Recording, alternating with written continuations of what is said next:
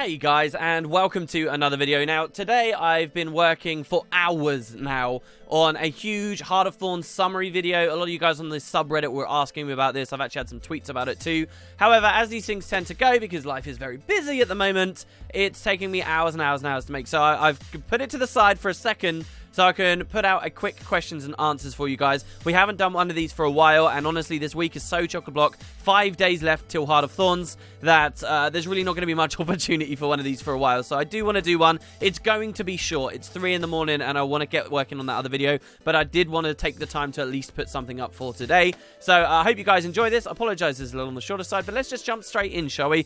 The first one comes from Sean Wood, just an hour ago. Who had a pretty interesting question, actually, I wanted to bring up in a recent random lore video, but I never managed to. So here's our opportunity. Here we go. He says, given what we know about how the Forgotten broke Glint from Kralkatorric's control, and given the fact that we know the Sylvari used to be, or are supposed to be, minions of Morgemoth, do we know how the Pale Tree was able to break free of the dragon's controls? Maybe it had to do with Ventari's teachings, or the Forgotten could have secretly intervened. This is actually very well noted. Now, there's a big story. Like, if you think about the heart of the conflict between the Sylvari and the Nightmare Court, it's absolutely about the tablet and the Nightmare Court probably recognizing there's something darker to the Sylvari, not perhaps realizing that it's something to do with an Elder Dragon and thinking, right, well, we just want to be what we can be. We don't want to be restricted by this tablet. And the story is basically kind of the Sylvari fighting against their own corruption in a way, right? Their own Elder Dragon-ness. And this is a big part of the Sylvari story, but what answer have we ever really had for it? We've had, oh, the Pale Tree, yeah, the tree grew up and it kind of absorbed and noticed Ronan and Ventari and the people who lived at that settlement, and that's what did it. For those of you guys really unfamiliar with the story, basically these were a group of people who vouched for peace. Ventari himself was very privy to the pains of war and had seen the centaurs be not just fighting humans, but fighting amongst themselves for years. Eventually decided to be a pacifist. Ventari is a character that ArenaNet really want us to like, but if you look at him in, say, the original Maguma Jungle quests, the guy was pacifist to the point that, you know, you can even question him, and it's like, wow, you're kind of a dick, dude. He was such a pacifist, he was willing to let himself and everyone he was nurturing and protecting in the place where he was, stationed in the Maguma Jungle, he was willing to just let them all get killed and murdered and ran over by the White Mantle, rather than taking up arms to defend himself and those who believe in him. And so you, the player character, end up taking arms, and you save his life and everyone inside there. You do the fighting. You get your hands bloody instead of him. He was a pacifist to this level. He was willing to die himself, but not just that, he was willing to let everybody else die in order to not pick up a weapon for himself. And he was the guy who made the tablet, and obviously the Sylvari don't follow that to a T, but they do look at the tenets he wrote, and the Pale Tree seemed to have absorbed some of these philosophies in her early life. And is that really the story for why she wasn't corrupt? I mean, what are we really suggesting here? If Tequatl the Sunless, while Tequatl was growing up, if it had just been around nice people, it wouldn't have become a bloodthirsty dragon. That if we spend enough time with Arisen, eventually it will get some brains and it will stop trying to fight us? No, obviously. It has to be something more than this. And so there is the hint of a Forgotten connection. So, of the ancient races, we have, the Seers creating the Bloodstone. That was their claim to fame. We have the Jotun being great stargazers. What was the Forgotten claim to fame? Was it golden cities and stuff that we're now really hearing about? No. Their main claim to fame was they learned how to cleanse dragon corruption, a process which they used on Glint to free her and create, this powerful ally for the free peoples, the non-elder dragons of Tyria, right? And this was what they were really great at. So then, why wouldn't the Forgotten have used that on other stuff? And the theory goes as this: the cave that Ronan found the seed in, which he planted and eventually grew the Pale Tree, that cave theoretically could have been perhaps even this golden cave we go to in Season 2 of The Living World, and it was a place that the Forgotten had been. And the idea is that the Forgotten had found a batch of Morgemoth seeds after he fell asleep, or maybe before he fell asleep, and they cleansed some of these seeds. And that is why the Pale Tree that grew actually had the freedom to listen to Ventari and Ronan even in the first place. And you might be thinking, well, okay, that's kind of a nice explanation, but does that really mean anything? Does that impact the story of the future? Well, it does in theory, because there could have been a collection of seeds, and this tree that Malik came from, you know, these other pale trees out there, these potentially could also have been cleansed in some way. I wouldn't be surprised, given the Exalted and their connection with the Forgotten, the fact they would have spoken to the Forgotten, of some confirmation of this. And I think really that's quite important, you know, truly why the pale tree is free versus why she may not be is very important for the story of Heart of Thorns, and that's a great speculation. It's one I very much believe in. Next question's from Riono, who says, "Hey WP, I was wondering how long do you think it would take to unlock our elite specialization? Would it be through a quest, or will it just be unlocked as soon as we log in? I'd personally like it to be a quest, just because it'd be a cool way to see where of each elite specialization came from, and an interesting way to unlock the class-specific skins." You guys might be listening to that question and think, oh, we already know the answer to this. This is a pretty basic question. But I do want to just highlight everything we know so far. Now, it's not a quest. Obviously, quests are the dream. We should have quests for our main professions in the first place, and we should have quests for the elite specializations. Why? Because quests would actually allow us to interact with other members of our elite specialization, meet other chronomancers in lore. This may not be so important when it comes to, like, Reapers, for example, but when it comes to meeting warbands of Char who are calling themselves Scrappers and, you know, could be at the forefront of that, when it means meeting other dragon hunters and actually settling that as a real thing in lore so people don't cringe when they hear it, so to think of it more in line of like a witch hunting faction, right? That kind of stuff's important, but we won't get quests. I do want to say, though, this elite specialization track is confirmed to have a lot of stuff. It's got, you're slowly going to get it. It's going to take longer than I think most people appreciate, and kind of overlap a little with the role that masteries play. But it's going to have each utility skill you're going to unlock, probably individually. You're going to have your weapon to unlock. You're going to have all the different trait points to unlock as well. But then beyond that as well, there's going to be sigils, runes, a weapon skin, and an armor skin.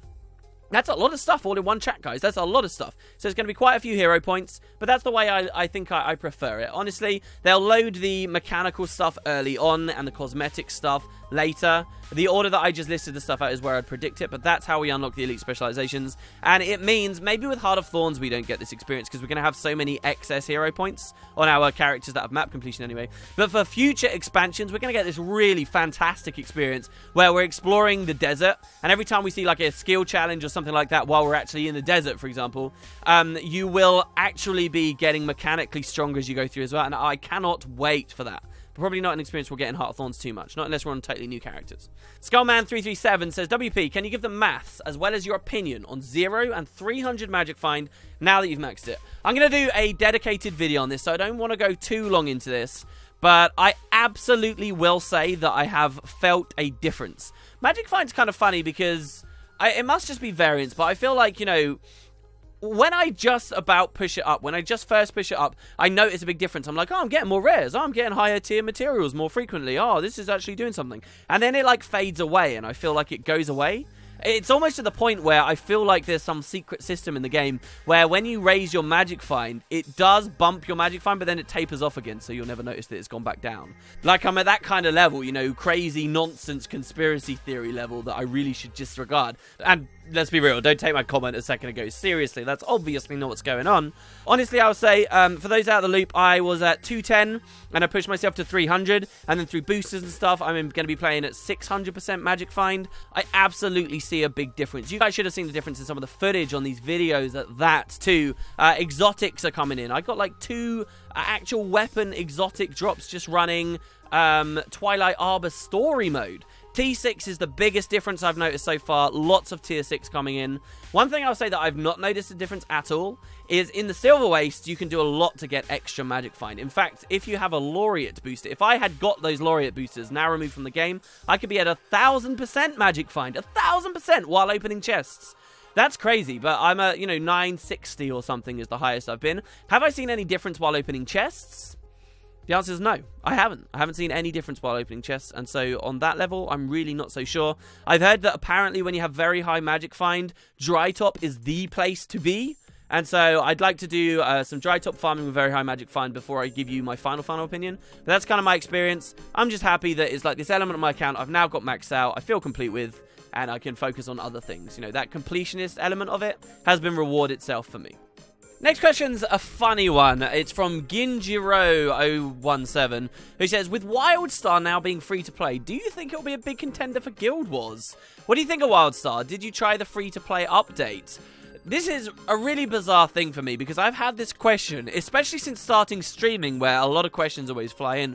So many times. People are really interested in Wildstar now that it's free to play. And I wonder, when we went free to play, did like the Wildstar community, whatever it had, have these questions about GW2? Or is it not the same because GW2 never had a sub fee? I can't help but remember just a matter of months ago looking at the numbers on that game, how, you know, you could ping and you'd find only like 14 people on your entire server left, hearing like really devastating and scary comments about how they just don't have the money to fund any development for it anymore. Perhaps some of this was overblown in retrospect to look at it, but now it seems like tons of people are playing again.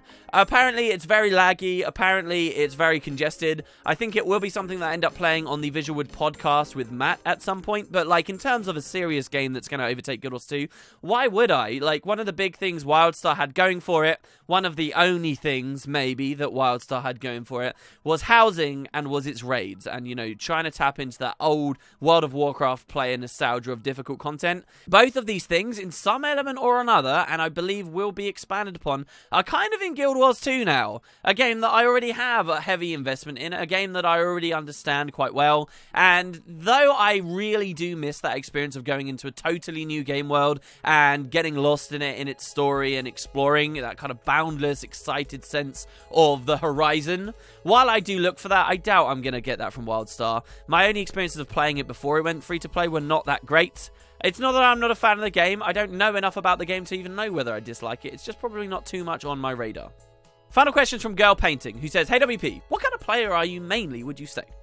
Number 1, the achiever, the kind of player who tries to get every possible achievement inside the game. Number 2, the grinder, the one that constantly farms for gold or other in-game rewards. Number 3, the socializer, the one that helps other people, interacts with guild members a lot and is depressed when playing alone.